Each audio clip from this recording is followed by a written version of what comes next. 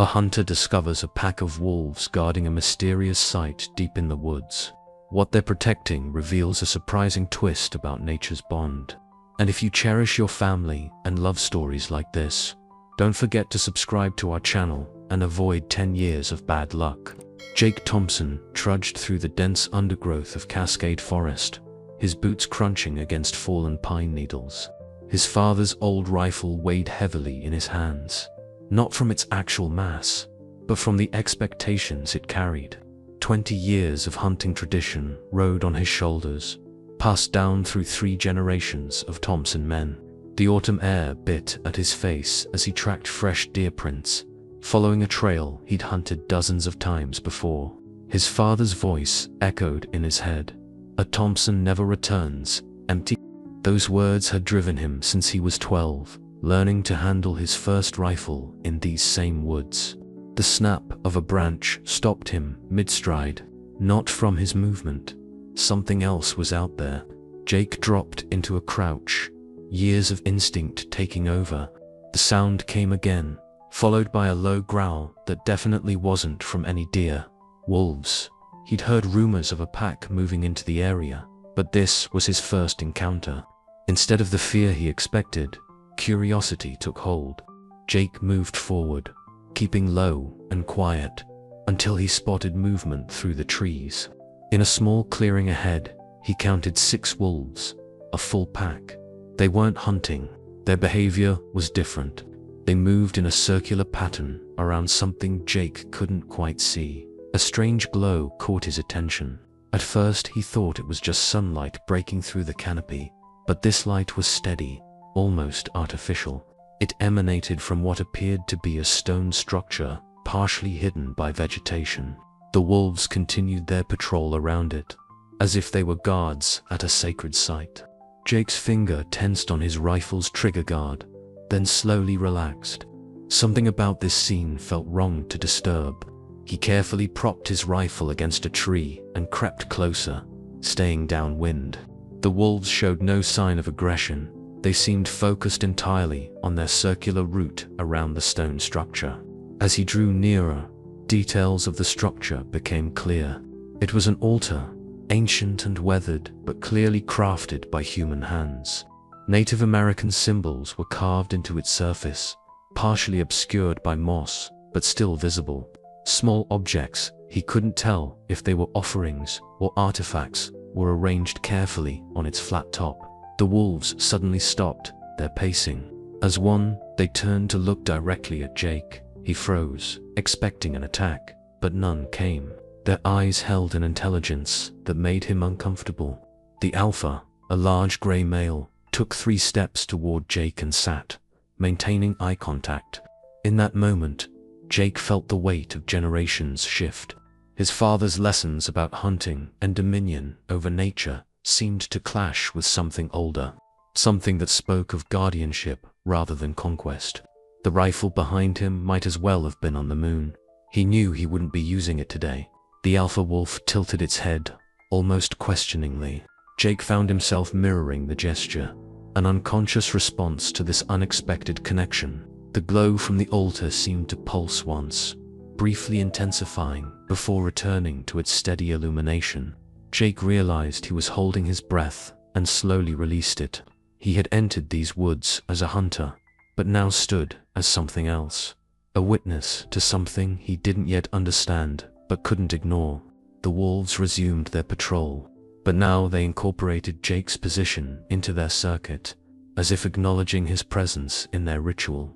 Jake couldn't sleep that night. He'd set up camp near the altar, though far enough away to respect whatever boundary the wolves seemed to be patrolling. Every time he closed his eyes, the image of the glowing altar burned behind his eyelids. The wolves' howls echoed through the valley, but they didn't sound threatening, more like a mournful song. Around midnight, exhaustion finally took over. As soon as he drifted off, the dream seized him. It didn't feel like a normal dream. Everything was too sharp, too real. He found himself standing in these same woods, but they were different.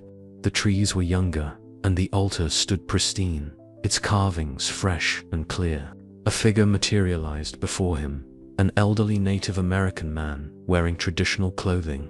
The man didn't speak, but images began flooding Jake's mind. He saw his father as a young man, stalking through these woods with a rifle. But there was more to the memory than Jake had ever known. His father wasn't just hunting, he was following someone else, someone who was approaching the altar with destructive intent. The scene shifted. Jake watched his father confront the other man, who carried tools and what looked like mining equipment. Words were exchanged. Jake couldn't hear them, but he could see the anger in both men's faces. His father positioned himself between the stranger and the altar, rifle lowered but ready. More images cascaded through his mind. His father returning to the altar at night, leaving small offerings, speaking with tribal elders who pointed to the carvings and made gestures toward the surrounding forest. This wasn't the father Jake knew, the man who'd taught him that nature existed to be conquered, that animals were merely targets. The elder's presence grew stronger in Jake's dream. Without words, he conveyed a history Jake had never learned. The altar was a nexus point, a place where the boundary between the physical world and the spirit world grew thin. The wolves weren't just animals, they were guardians, chosen by the spirits to protect this sacred space. Jake saw his father's transformation in reverse, how years of pressure from his own father, from other hunters, from a community that valued trophies over preservation, had hardened him. The man who taught Jake to hunt had once been a protector himself, but that truth had been buried under decades of conformity. The dream vision shifted again. Jake watched himself growing up, learning to hunt. Each pulled trigger driving him further from understanding. He saw the disappointment in his father's eyes, not, as he'd always thought, because he wasn't a good enough hunter, but because he was becoming one. The elder's presence drew Jake's attention to the present moment.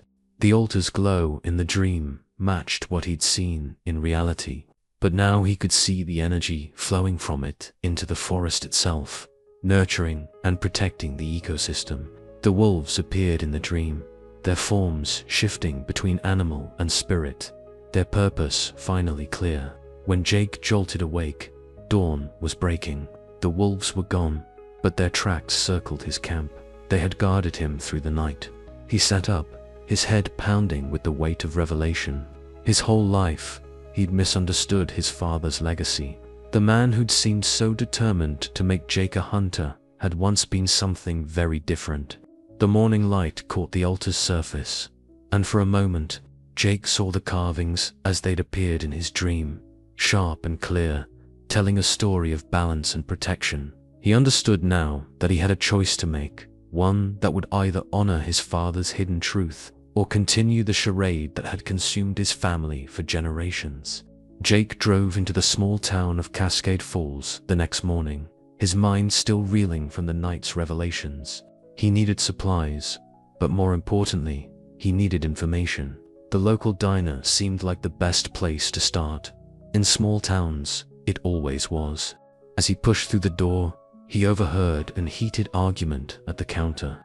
You can't just ignore the environmental impact assessment. A woman in her early 30s, wearing hiking boots and field clothes, was facing down a man in a business suit. She had a stack of papers in front of her and a determined set to her jaw. These forests are critical habitat for dozens of protected species. The man in the suit dismissed her with a wave. The assessment has already been approved. Dr. Martinez, Northwest Timber has all the necessary permits. He gathered his briefcase and left, barely acknowledging Jake as he passed. The woman, Dr. Martinez, gathered her papers with sharp, angry movements. Jake approached carefully, noting the PhD thesis on endangered wolf populations peeking out from her stack of documents. Trouble with Northwest Timber? He asked. She looked up, initially suspicious, then noticed his worn hunting clothes. Her expression hardened. Let me guess. You're here to tell me how wolves are destroying the deer population and how logging creates better hunting grounds. Actually, Jake said, I'm here because I saw something in the forest that I can't explain, and I think you might be the person to talk to. He hesitated, then added, "It involves wolves and an altar." Her expression changed instantly. "You found it." She grabbed his arm and pulled him to a corner booth, away from curious ears. "I'm Clara Martinez. I've been tracking that wolf pack for months, but they've always managed to stay just out of reach. Tell me everything." Over coffee, Jake described his encounter, leaving out the dream vision for now. Clara listened intently, taking notes. "The altar you found is sacred to the local tribes," she explained. "I've been working with their cultural preservation office, trying to document these sites before Northwest Timber destroys them. But we can't stop the logging without proof of endangered species in the area." "The wolves aren't enough?" Jake asked. Clara shook her head. "We need to prove they're denning in the area, that it's established territory. Single sightings aren't sufficient. But if they're protecting the altar..." She trailed off, thinking, "This changes everything." "Why are you so invested in this?" Jake asked, noting the personal edge to her determination. Clara was quiet for a moment. "My grandparents had a ranch in Montana. Beautiful land, pristine forest. A logging company moved in, promised they'd only take a small section. Within 5 years, the whole ecosystem was destroyed. The streams dried up, the wildlife disappeared. My grandparents lost everything." She met Jake's eyes. "I won't let that happen here." Jake found himself sharing more than he'd planned. About his family's hunting history, his father's contradictions, even the strange dream. Instead of dismissing him, Clara pulled out more papers. "Look at these," she said, spreading out old photographs. They showed the altar when it was first documented in the 1950s. The carvings matched exactly what Jake had seen in his dream. "We need to document everything," Clara said. "The wolves, the altar, the surrounding ecosystem. If we can prove this is a critical, cultural, and ecological site, we might have a chance at stopping Northwest Timber." Jake thought about his rifle, still propped against a tree near the altar. "I'm in," he said, "but we need to be careful. There are others in these woods besides wolves and loggers." Clara studied him. "The local hunting community won't like this." "No," Jake agreed. "They won't. Especially since my family's been part of it for generations. But some things are more important than tradition." They spent the next hour planning. Clara had camera traps and tracking equipment in her truck. Jake had knowledge of the forest that went back decades. Together, they might have a chance at protecting both the wolves and the sacred site. As they left the diner, Clara turned to Jake. "Why are you really helping? This could cost you everything in this town." Jake thought about the wolves' eyes, his father's hidden past, and the weight of expectations he'd carried for so long. Maybe it's time to build something new, instead of just following old paths. Over the next few days, Jake and Clara set up their surveillance operation. They positioned camera traps in strategic locations around the altar, careful not to disturb the wolves' patrol routes. Jake showed Clara how to move silently through the underbrush, while she taught him to identify wolf signs, tracks, scat, and territorial markings that told the pack's story. They were checking the cameras on the third morning when Jake heard it. The distinctive sound of truck engines approaching on the old logging road. He grabbed Clara's arm and pulled her behind a fallen log. "Those aren't logging trucks," he whispered. "Too light, too fast. Hunters." 3 pickup trucks came into view, rolling to a stop about half a mile from the altar. Jake recognized them immediately. Mike Dawson's crew. They were notorious in the area for pushing the limits of hunting regulations, often crossing the line into poaching. 8 men climbed out, all carrying high-powered rifles with scope mounts. "The wolves," Clara breathed. "They must have heard about the pack." Jake nodded grimly. "Wolf pelts fetch a high price on the black market, and Dawson doesn't care about hunting seasons or protected species." They watched as the hunters spread out in a search pattern. They were good. Jake had to admit that. They moved with the confidence of men who'd spent their lives in these woods. One of them, a younger man Jake knew as Tommy, was already picking up the wolf tracks. "We need to get to the cameras," Clara whispered. "If they find them, we'll lose our evidence." Jake weighed their options. The The nearest camera was 30 yards away, exposed on the trail. The hunters were spreading out in that direction. "Wait here," he said. "I'll get it." "No." Clara grabbed his sleeve. "We go together. I'm not letting you take all the risk." They crawled through the underbrush, using every trick Jake knew to move silently. The camera was just ahead when a voice rang out. Well, look what we got here." Mike Dawson himself stepped out from behind a tree, rifle, casual but ready in his hands. "Jake Thompson, never thought I'd see you sneaking around like a rabbit." His eyes shifted to Clara and the tree hugger scientist. "Now that's an interesting combination." Jake stood slowly, positioning himself between Dawson and Clara. "Mike, this isn't your usual hunting ground. Heard about some wolves causing trouble. Thought we'd help thin the pack." Dawson's smile didn't reach his eyes. "Your daddy would have been right there with us, Jake. What happened to you?" The mention of his father stung, but Jake thought about his dream vision. "My father wasn't who everyone thought he was, and neither am I." Two more hunters emerged from the trees, forming a loose circle around them. Jake could feel Clara tensing behind him, ready to run. His rifle was back at camp. He'd stopped carrying it after the first night at the altar. Now he wished he had it, not to shoot, but to even the odds. "Here's how this goes," Dawson said. "You two are going to walk out of here and forget what you saw. The wolves are a problem, and we're the solution. Simple as that." "They're protected species," Clara spoke up. "What you're planning is illegal." Dawson's expression hardened. "Look around, doctored way I see it. There's 5 of us who'll swear we saw those wolves attacking livestock. Self-defense, tragic, but necessary. Who's going to argue?" Jake saw Tommy shifting uncomfortably. The young hunter had worked on Jake's crew last summer. There might be an angle there, but he'd have to play it carefully. "You can't just kill anything that inconveniences you," Jake said, directing his words at Tommy rather than Dawson. "These wolves, this place, they're part of something bigger, something our ancestors understood but we've forgotten." "Listen to yourself," Dawson sneered. "1 week with a scientist, and you're talking like a new age hippie. Your father would be ashamed." Jake felt a calm certainty settle over him. "No, Mike, for the first time, I think he'd be proud." After the confrontation with Dawson's crew, Jake found himself drawn back to the altar more frequently. Clara had suggested they take shifts monitoring the area, but his time there became more than just surveillance. The wolves had begun acknowledging his presence differently, no longer just tolerating him, but actively including him in their patterns.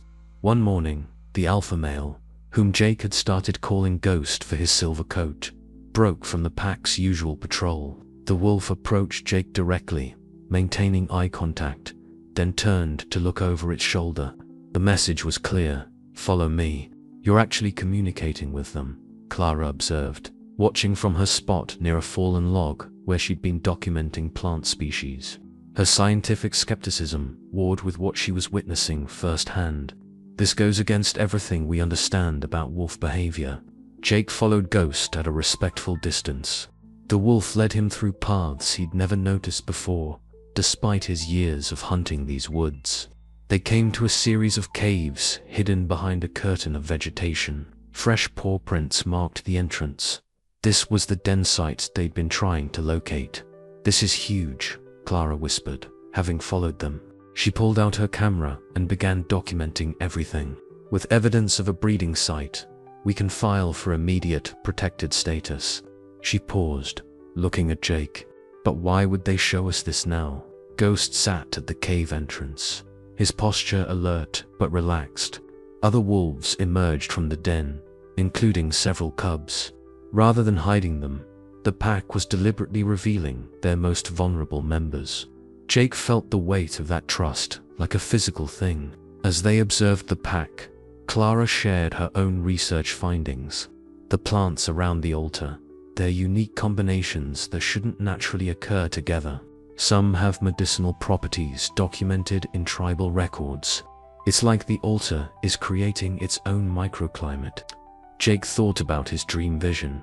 What if it's not just creating it, What if it's preserving something that was always meant to be here? He described the energy flow he'd seen in his dream, connecting the altar to the surrounding forest. Clara looked skeptical but thoughtful.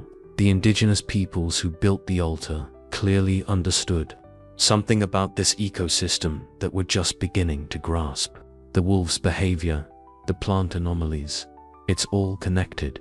Over the next few days, they documented everything. The wolves' social structure was unlike anything Clara had studied before. They maintained their circular patrols, but also seemed to be actively managing the forest. The pack would guide deer away from overbrowsed areas, allowing saplings to grow. They kept the beaver population in check, preventing watershed damage. They're not just predators, Clara realized. They're caretakers. Jake spent hours observing Ghost, learning to read the subtle changes in the wolf's body language. The alpha would alert him to approaching dangers, deer, other predators, even human intrusions, before Jake could detect them himself. It was as if his senses were expanding, tuning into the forest's rhythms. The altar's influence became more apparent too. On full moon nights, the inscribed symbols seemed to shift and move in the darkness. Clara documented strange electromagnetic readings around the site, defying her equipment's normal parameters. The air itself felt charged with potential. My father knew about this, Jake said one evening, as they reviewed their findings. That's what my dream was showing me. He discovered all of this, but something made him turn away from it, made him become the kind of hunter he taught me to be. Clara looked up from her notes. People fear what they don't understand. Maybe he thought he was protecting you by pushing you toward a more conventional path. Jake touched one of the altar's carvings, a spiral pattern that seemed to pulse under his fingers. But now we have proof, real, scientific evidence that this place is special, that the wolves are more than just animals to be hunted. Evidence that could stop Northwest Timber, Clara added, but it could also attract the wrong kind of attention. People like Dawson won't just accept this. As if in response to her words, Ghost let out a low growl. The entire pack went alert, staring into the forest. Jake felt it too, a disturbance in the natural rhythm they'd all grown accustomed to. Something was coming. The disturbance turned out to be the unmistakable sound of heavy machinery. At dawn, a convoy of Northwest Timber vehicles rolled down the logging road.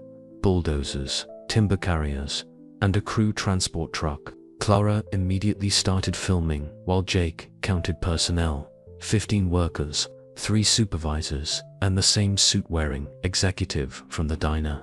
They're starting early, Clara said, checking her watch. The permits shouldn't be active for another week. They're trying to catch us off guard, Jake replied. He noticed the wolves had vanished, but he could sense their presence in the surrounding forest. Ghost would keep the pack safe, but the altar was another matter.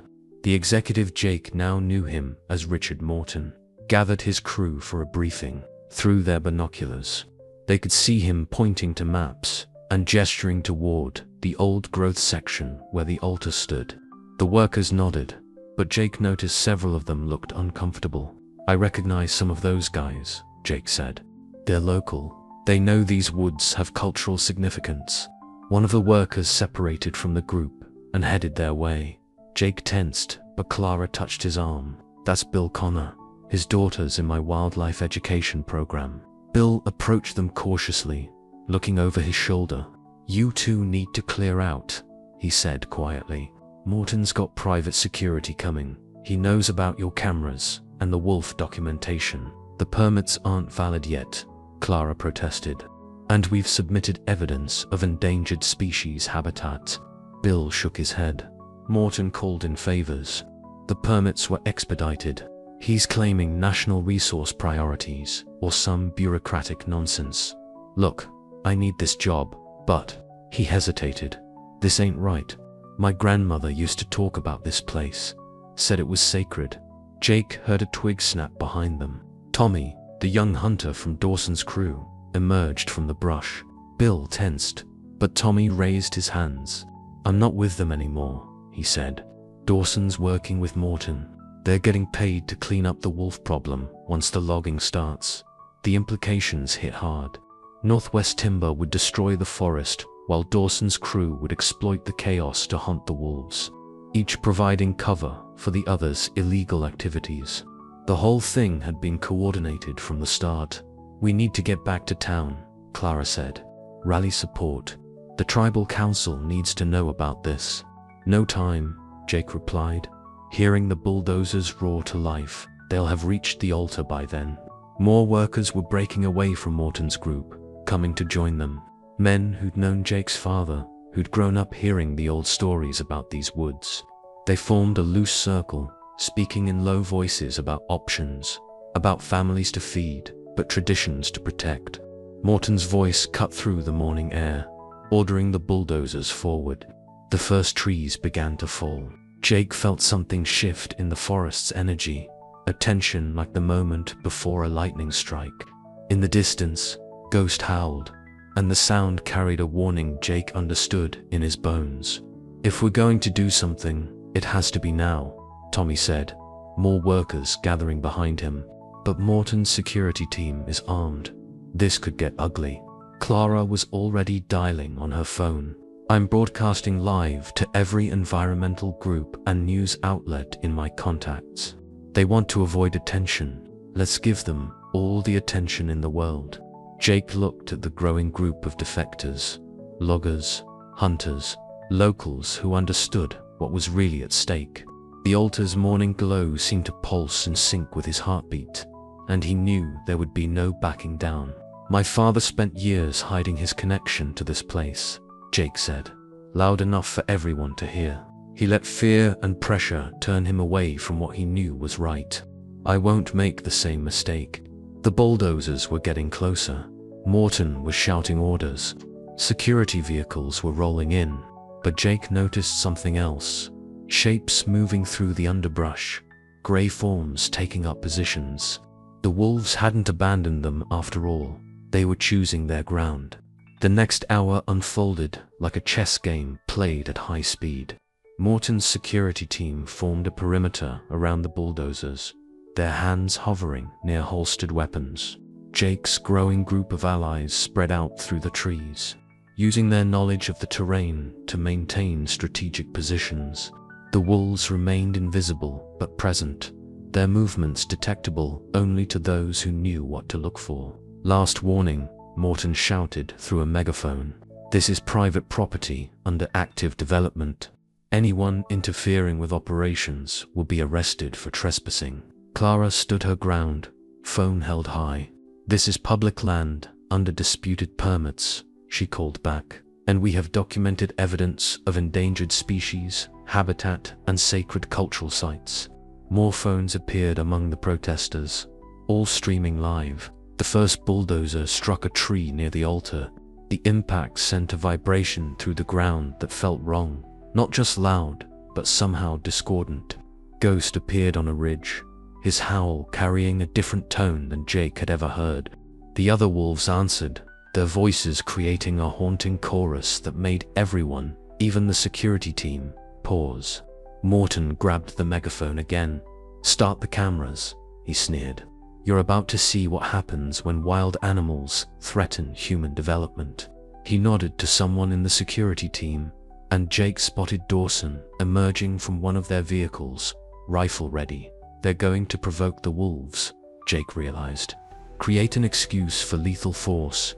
But something unexpected happened. As Dawson raised his rifle, several members of his own crew stepped forward, Tommy in the lead. "No," Tommy said firmly. "This isn't about hunting anymore. This is about greed, destroying something sacred." The bulldozer operator, watching the confrontation, killed his engine. Others followed suit. The forest fell into an uneasy silence, broken only by Morton's increasingly angry orders. The security team looked uncertain. Their training hadn't prepared them for this kind of resistance. Ghost chose that moment to make his move. The alpha wolf walked slowly into the clearing, 8 other wolves emerging from different directions. But instead of attacking, they simply sat, forming a circle that mirrored the altar's position. Their presence created an invisible line that even Morton's most dedicated employees seemed reluctant to cross. Clara's phone buzzed. "Local news crews are on their way," she announced. "And the tribal council's lawyers just filed an emergency injunction." Morton's face turned red. "Start those engines back up," he ordered. "Anyone who refuses is fired. Better fired than cursed," one of the older operators said, climbing down from his machine. "My grandmother told me what happens to people who disrespect sacred ground." Others nodded, ancient superstitions suddenly feeling very real in the presence of the wolves' otherworldly behavior. Jake felt the altar's energy pulse again, stronger this time. The morning sun hit the stone at just the right angle, making the carved symbols seem to dance. Ghost stood and walked directly to Jake, then turned to face Morton and his security team. The message was clear. The forest had chosen its defenders. Dawson broke first. "This ain't worth it," he muttered, lowering his rifle. "There's other hunting grounds." Most of his crew followed as he walked away, leaving only the most hardened mercenaries with Morton. Security cameras revealed multiple news vans approaching on the logging road. Morton's carefully planned operation was falling apart in front of a growing audience. The wolves maintained their position, their presence making it impossible to claim this was just about logging rights or land use permits. "This isn't over," Morton spat, but Jake could see the defeat in his eyes. The executive grabbed his phone, already calling his lawyers, trying to get ahead of the story. But it was too late. The morning's events were already trending on social media. Clara's live stream picking up thousands of viewers. Morton's security team retreated slowly, leaving the clearing under the watchful eyes of the wolves and the growing crowd of protesters. The news crews had set up their cameras at the edge of the forest, broadcasting live as Morton's operation crumbled. Jake could feel the tension dissipate, but a sense of unfinished business lingered in the air. The altar seemed to hum with energy, as if waiting for something more to happen. Ghost and the other wolves remained seated around the altar, forming an unbroken line of silent guardianship. Their stillness held the crowd in awe, a reminder of the forest's ancient power. As Jake watched them, he felt a strange compulsion to approach the altar. Clara, sensing his hesitation, nodded in silent encouragement. She stepped back, allowing him to take the lead. Jake walked toward the altar, his boots crunching softly over the forest floor. As he neared the stone, the carvings seemed to come alive, the intricate symbols shifting in the sunlight. He reached out and placed a hand on the cool stone, feeling a surge of warmth travel up his arm. Images flooded his mind, scenes from his father's past, memories of his own childhood, and something deeper, a connection that stretched back through generations. Suddenly, he understood.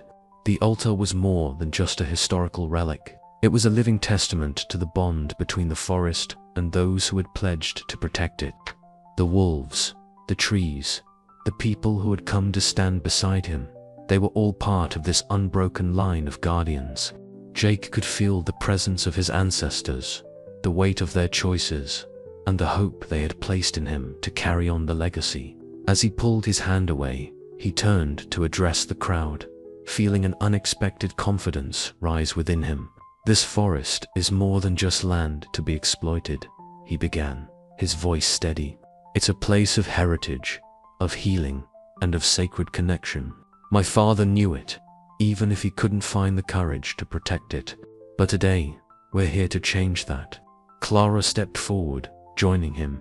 "We have to resist not just the destruction of this forest, but the mindset that says nature is something to be conquered and sold off. This isn't just a fight against a company, it's a fight to preserve what makes us human." As the crowd murmured in agreement, one of Morton's former workers, Bill, stepped forward, his voice wavering but determined. "I was wrong to think I could ignore what this place meant. I've hunted these woods, fished in the streams. They've given me food and peace. It's time I gave something back." One by one, other locals came forward, their voices adding to the growing tide of resistance. They spoke of memories tied to the forest, of camping trips, and of stories passed down through generations. Jake could see the impact on Morton's face, the realization that this fight was no longer just a legal battle. The people were united, and they wouldn't be easily swayed. The tension reached a peak when Tommy, Dawson's former hunting partner, approached the altar. He hesitated, looking at Jake, then at the wolves, who watched him with calm but unwavering eyes. "I've hunted for sport, for trophies," he admitted, his voice barely above a whisper. "But I've never understood what it meant to protect. Today, I'm ready to stand for something bigger." At his words, the forest seemed to come alive. A soft breeze rustled through the trees, carrying the scent of pine and earth, as if the land itself was acknowledging the commitment of its new guardians. Ghost let out a low, rumbling growl, not of warning, but of acceptance. Morton, realizing he was defeated, sneered as he turned to leave. "You think this is the end? People like me, we don't just go away. Someone will always be there to take what's profitable. You're just delaying the inevitable." Jake stepped forward, meeting Morton's gaze with unwavering resolve. "Maybe so, but as long as there are people willing to stand up for what's right, there will always be resistance. This forest isn't just ours. It's for the generations that come after us, and we're not giving up." Morton stormed off, his final threat fading into the background as the crowd began to cheer. The news cameras captured the moment, broadcasting the victory to viewers across the country. Jake felt a surge of pride and relief, but he knew this was only the beginning. The forest had been spared for now, but the battle for its preservation would be ongoing. As the crowd began to disperse, Clara approached Jake with a quiet smile. "We did it," she said, her voice filled with both exhaustion and triumph. Jake nodded, glancing at the altar one last time. "No," he replied softly, feeling the weight of the legacy he'd inherited. "We've only just begun." Ghost let out a final howl, a sound that echoed through the trees, resonating with the hearts of all who stood there. It was a promise, a call to protect, and a reminder that the forest's true guardians were never truly alone. The following days brought a whirlwind of activity to the small town. News outlets flooded Cascade Falls, eager to capture the story of the people who stood against Northwest Timber and the alliance between hunters, scientists, and wolves. Environmental organizations reached out to Jake and Clara, offering legal support and funding to continue their work. The tribal council formally recognized the altar as a protected site, enlisting historians and ecologists to preserve its surrounding ecosystem. Jake, however, felt an unexpected sense of calm amid the chaos. His days alternated between helping with documentation efforts and maintaining the surveillance around the altar. The wolves, now more comfortable with his presence, continued to patrol the area. Ghost would often watch him from a distance, as if silently reminding Jake of his responsibilities. One afternoon, as Jake was walking through town, an elderly man approached him. The man, whose face was lined with age and wisdom, introduced himself as Chief Allen of the local tribe. He extended a hand, his grip firm and warm. "We owe you a debt of gratitude, Jake," he said, his voice steady. "You honored our ancestors and protected what they entrusted to us." Jake felt humbled. "I did what anyone would have done," he replied. "This place, these woods, they're as much a part of me as my own family." Chief Allen nodded thoughtfully. "Perhaps," he said, "but not everyone would have had the courage to change the path they were set on. It takes strength to question one's own traditions and forge a new path forward." The chief invited Jake to join the tribal council for a ceremonial gathering that weekend. It would be a chance to honor the wolves, the forest, and everyone who had contributed to protecting the land. The invitation filled Jake with a mixture of pride and humility. He knew his journey with the forest was only beginning, and he felt ready to embrace this new role as a guardian, one who worked with nature rather than against it. The day of the gathering arrived, and the air was filled with a palpable sense of reverence. Members of the community gathered around the altar, standing shoulder to shoulder with the wolves that had chosen to be present. The ceremony was filled with singing, drumming, and storytelling, an offering to the spirits of the forest, and a promise to honor the sacred land. Chief Allen addressed the gathering, his voice carrying strength and wisdom. Today, we come together to celebrate not only the protection of this land, but the unbreakable bond between humans and nature. In these woods, we found not just a forest, but a family. Jake felt his heart swell as the crowd cheered, their voices mingling with the cause of the wolves. Clara, standing beside him, gave him a reassuring smile. "You did it," she whispered. "You chose to protect instead of destroy." As the ceremony came to a close, Chief Allen called Jake to the altar. With a solemn expression, he handed Jake a small carved pendant representing a wolf. "This is for you, Jake," he said. "A symbol of your journey and a reminder of your responsibility. May you always remember that we are only as strong as the bonds we protect." Jake accepted the pendant, feeling the weight of its meaning. Ghost approached him, and for the first time, allowed Jake to touch his fur. In that moment, Jake felt the deep connection between them, a bond of trust, respect, and shared purpose. The weeks that followed were filled with new beginnings. Community members, inspired by Jake's transformation, volunteered to help restore areas of the forest that had been damaged by previous logging operations. Local schools began incorporating lessons on environmental stewardship, and Clara's wildlife education program flourished. The wolves remained a presence in Jake's life, though he knew they were never truly his to command. They were his partners, bound by a mutual understanding. The forest had reclaimed its guardian, not in one man or one animal, but in the unity of all who chose to protect it. One evening, as he sat by the altar watching the sun set, Jake felt a sense of peace he had never known. His father's shadow no longer loomed over him.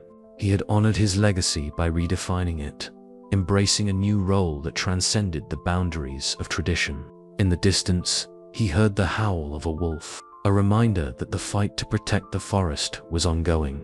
But he knew, with the strength of the community behind him and the wisdom of the land guiding him, that he would never walk this path alone. A few weeks after the ceremony, Jake received an unexpected package.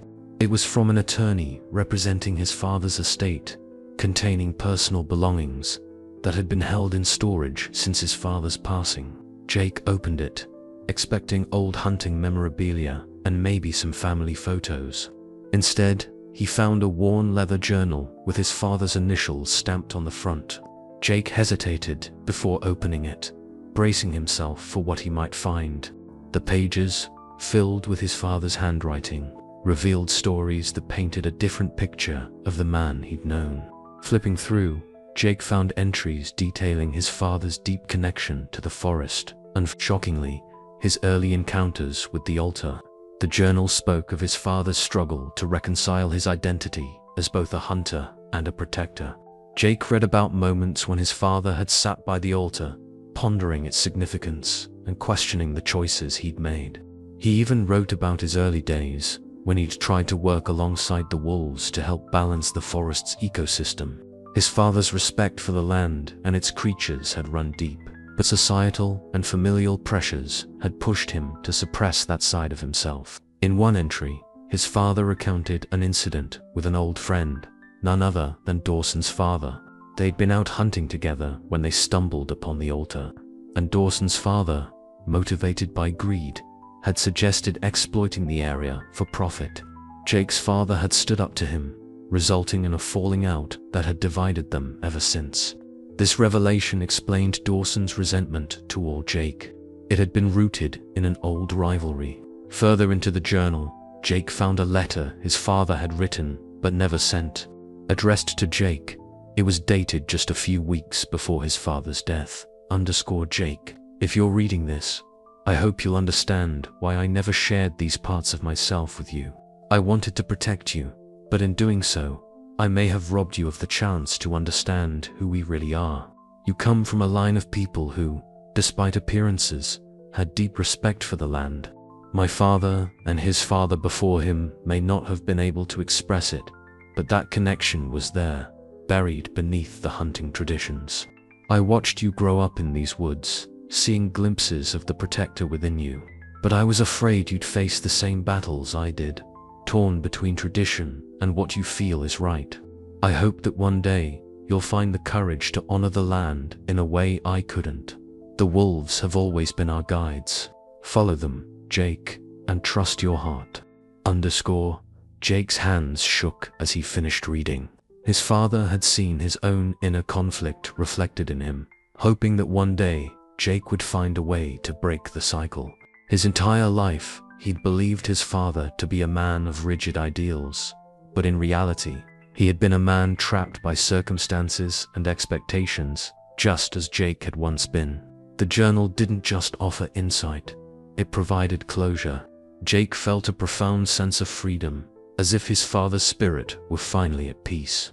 Armed with this new understanding, Jake knew that his life would be devoted to protecting the forest and the legacy his father had left behind. One of silent reverence and respect for nature. With renewed determination, Jake threw himself into his role as a steward of the forest. Clara, the tribal council, and the community rallied with him, working to secure additional legal protections for the land. They lobbied for expanded conservation areas and increased protections for endangered species, with the altar designated as a sacred site under tribal jurisdiction. On the day the official protections were signed into law, the community gathered one last time at the altar. As they celebrated their victory, Jake spoke to the crowd, sharing the truth about his father's hidden past and his family's legacy. I thought I had to follow in my father's footsteps to honor him, but what I really needed was to honor his heart, Jake said. This forest, these wolves, they're more than just symbols. They're part of who we are, part of something bigger than any one of us. When the sun set that evening, Jake stood alone at the altar, the wolves gathering round him in silent acknowledgement. Ghost approached, his golden eyes reflecting the fading light. Jake reached out, placing a hand on the wolf's head, feeling the power and history coursing through him. The bond between them was unbreakable, forged through a legacy of love, loss, and hard-earned wisdom. As Jake left the forest that night, he knew his father's spirit was finally at rest. The forest was safe, and a new legacy had been born, one built on understanding, protection, and the sacred duty to honor the world around him. 4-0